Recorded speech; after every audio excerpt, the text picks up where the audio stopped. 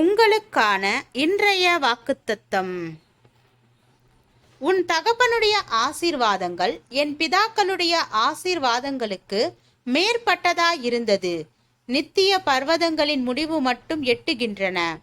அவைகள் யோசேப்புடைய சிரசின் மேலும் தன் சகோதரரில் விசேஷித்தவனுடைய உச்சந்தலையின் மேலும் வருவதாக.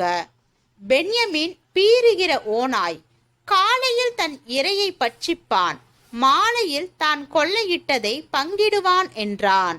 இவர்கள் எல்லாரும் இஸ்ரவேலின் 12 கோத்திரத்தார். அவர்களுடைய தகப்பன் அவர்களை ஆசீர்வதிக்கையில் அவர்களுக்கு சொன்னது இதுதான். அவனவனுக்குரிய ஆசீர்வாதம் சொல்லி அவன் அவனை ஆசீர்வதித்தான்.